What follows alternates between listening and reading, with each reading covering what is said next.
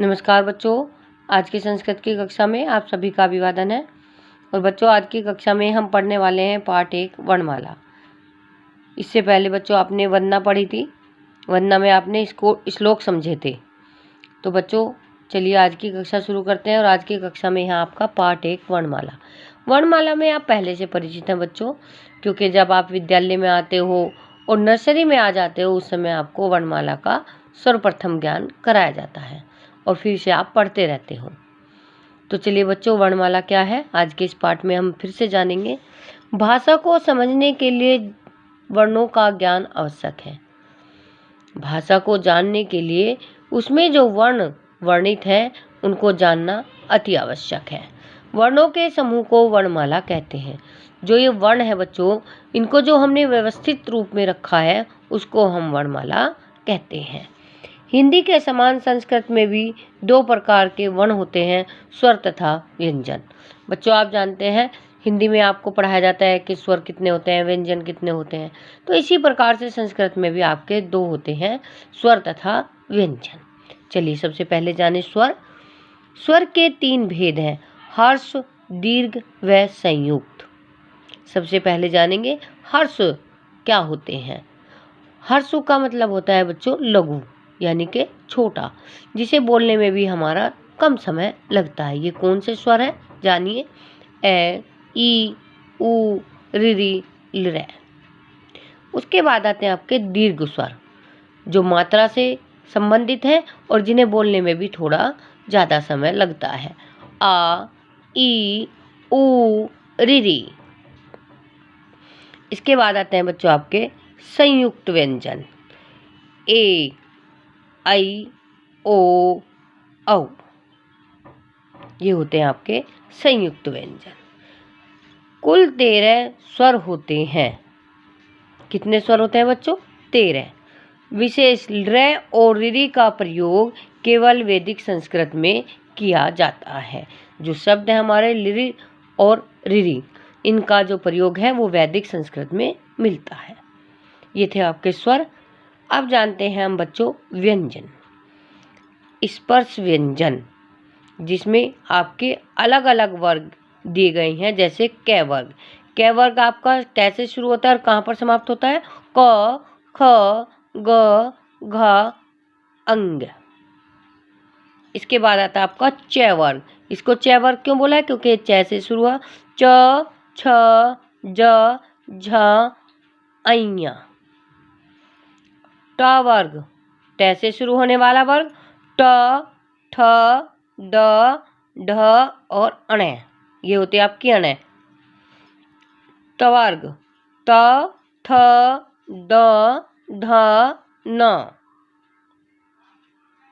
ये आपका त वर्ग है जो त से शुरू होकर न पर समाप्त होता है। अंतस्थ व्यंजन, ये कौन से होते हैं बच्चों? जो हमारे तालु गले के साथ हमारे बोलते समय अंतर्मन से भी महसूस होते हैं, इन्हें कहते हैं हम अंतस्थ व्यंजन। य, र, ल और व, ये होते हैं हमारे अंतस्थ व्यंजन। ऊष्म व्यंजन, इन्हें ऊष्म क्यों कहा गया है बच्चों? इन्हें बोलते समय हमारे मुंह से जो भाप है वो बाहर की तरफ आती है, इसलिए इन्हें ऊष्म व्यंजन कहते हैं। जैसे श, श और है, ये होते हैं हमारे ऊष्म व्यंजन। तो बच्चों आपने यहाँ तक जाना। अगर आपको नहीं समझ आया है तो दोबारा से वीडियो देखिए, 3 बार देखिए, 4 बार देखिए। अगर फिर भी समझ नहीं आया है तो मुझसे पूछिए। चलिए बच्चों अब आगे देखते हैं इसी पाठ का अगला भाग, संयुक्त व्यंजन। संयुक्त व्यंजन कौन से होते हैं? देखें, क प्लस श, क्षत्रिय, यानी ये आपका संयुक्त व्यंजन है जो 2 व्यंजनों से मिलकर बनता है। त और र, ये बनता है आपका त्र, जिससे आप त्रिशूल भी बनाते हो। त्र त्रिशूल बोलते हो ना, तो ये वाला आपका त्र। जय और ऐया, इन 2 को मिलाकर बनता है आपका अज्ञे से ज्ञानी, जिसे आप ज्ञानी शब्द बोलते हो। तो जो अक्षय से क्षत्रिय, त्र से त्रिशूल और अज्ञे से ज्ञानी, जो हमारे ये शब्द हैं, इनको कहते हैं हम संयुक्त व्यंजन। समझ आया? इसके बाद देखिए, स्वर का उच्चारण स्वतंत्र रूप से होता है, जबकि व्यंजन बिना स्वर की सहायता के नहीं बोले जाते। जिस व्यंजन के साथ स्वर नहीं जुड़ा होता, उसके नीचे हलंत, ये जो देखिए ये निशान दिखाई दे रहा है, ये चिन्ह आपको लगा होता है। मैंने पहले भी आपको हलंत के विषय में बताया है, हलंत और विसर्ग, आगे भी बताऊंगी। देखिए, स्वर का उच्चारण, जो आपके स्वर होते हैं बच्चों, ए, आ, छोटी, बड़ी, तो ये क्या है आपके स्वर? तो ये बिना किसी की सहायता से बोले जाते हैं, क्योंकि ये अपने आप में स्वतंत्र होते हैं। जबकि जो आपके व्यंजन होते हैं, व्यंजन कौन से होते हैं बच्चों? क, ख, ग, तो ये क्या है? इनको बोलते समय हमें स्वर की सहायता लेनी पड़ती है। और जिसमें स्वर नहीं जुड़ा होता, उसके नीचे यह चिन्ह, ये निशान दिखाई दे रहा है आपको छोटा सा, ये जो चिन्ह है ये कहलाता है आपका हलंत, इसका प्रयोग होता है। ठीक है, चलिए आगे चलते हैं। अयोग्यवाह, अयोग्यवाह कौन से होते हैं? अनुस्वार, है ना, जिसे आप बोलते हो अंकी बिंदी, तो ये होता है आपका अनुस्वार। विसर्ग, जो शब्द के बाद में लगता है उसको कहते हैं हम विसर्ग। अयोग्यवाह ध्वनियां कहलाती हैं कौन सी? अनुस्वार तथा विसर्ग अयोग्यवाह ध्वनियां होती हैं। इनका रूप स्वर या उसकी मात्रा के साथ जुड़कर ही प्रकट होता है। जो आपका अनुस्वार है और विसर्ग है, इनका जो रूप है, जब हम स्वर की और उसकी मात्रा के साथ जोड़ते हैं तभी इनका रूप दिखाई देता है। मात्रा, जब कोई स्वर व्यंजन के साथ जोड़ा जाता है तो मात्रा के रूप में दिखाया जाता है। जब कोई स्वर होता है बच्चों और हम उसे व्यंजन के साथ जोड़ते हैं तो मात्रा के रूप में प्रकट होता है, हमारे सामने आता है। जैसे क प्लस आ, का, तो इस पे कौन सी मात्रा आई बच्चों? ये आ की। क प्लस ई, तो इस पे कौन सी मात्रा आई? की, छोटी की मात्रा। क प्लस बड़ी इज इक्वल टू, यानी के बराबर क्या बनता है आपका? ये की, इत्यादि। तो ये क्या हुआ बच्चों? आपकी मात्राएं हैं जो हमारे व्यंजन के साथ जुड़ गई हैं। स्वर जुड़ने पर व्यंजन के हलंत का लोप हो जाता है। जब हम स्वर को जोड़ देते हैं तो वहां पर जो हलंत, जो चिन्ह निशान मैंने पहले भी बताया था, ये जो चिन्ह है ये लोप हो जाता है, समाप्त हो जाता है ना।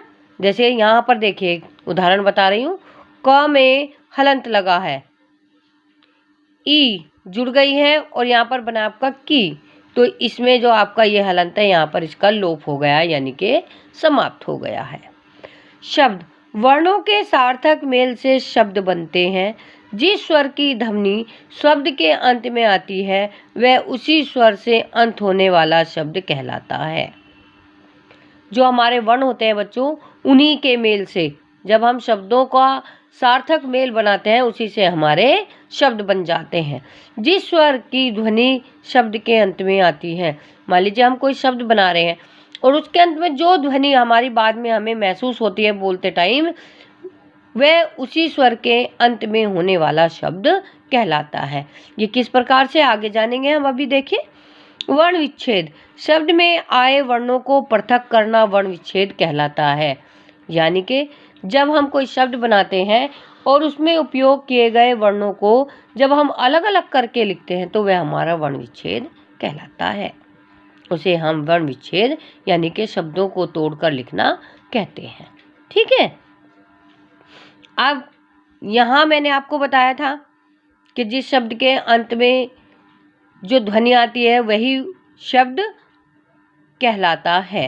क्या कहलाते हैं वे शब्द? देखिए, वानर, वानर को हमने जब तोड़ दिया, व आ, न, अ, र और अ, तो इसका किस में ध्वनि आ रही है बच्चों? अ की।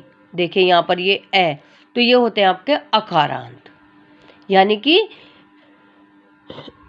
ए की ध्वनि से समाप्त होने वाले शब्द अकारांत कहलाते हैं। म, आ, ल, आ, ये आ से समाप्त हुआ है तो ये आपका कहलाता है अकारांत। मुनि शब्द देखिए, म, उ, न, ई, ये ई से समाप्त हो रहा है तो ये कहलाता है आपका इकारांत। नदी, न, द ई इकारांत। भानु भ अ न उ उकारांत। वधू व अ ध उ उकारांत। पितृ प ई त ऋ ये ऋकारांत। तो जैसे मैंने आपको यहाँ पर बताया था कि जिस शब्द के अंत में जिस स्वर की ध्वनि आती है वह शब्द वही कहलाता है, यानी कि जिससे वो बाद का जो हमारा समाप्त हो रहा है शब्द उसमें जिस स्वर की ध्वनि आ रही है वही शब्द हमारा, इस प्रकार से हम उसको नाम देते हैं कि ये अकारांत है, आकारांत है, इकारांत है। ठीक है। अब जानिए जिन शब्दों के अंत में कोई स्वर नहीं होता वे हलंत शब्द कहलाते हैं। जैसे महत, यानी कि जिनमें कोई स्वर बाद में आया ही नहीं तो उसमें क्या होता है आपका हलंत का प्रयोग करते हैं, और जब उसके साथ स्वर जुड़ता है बच्चों तो क्या होता है हलंत का लोप हो जाता है। वाक्य शब्दों का सार्थक समूह वाक्य कहलाता है। जब हम शब्दों को सही समूह में सही क्रम में लिखते हैं तो वे हमारे वाक्य कहलाते हैं। बच्चों जो मैंने आज आपको वर्णमाला का पाठ पढ़ाया वो आपको समझ आया होगा। अगर नहीं आया है तो वीडियो को देखिए, 2-3 बार समझने का प्रयास कीजिए। फिर भी अगर आपको कोई परेशानी होती है तो मुझसे संपर्क करिए। आज की कक्षा समाप्त करते हैं बच्चों, धन्यवाद।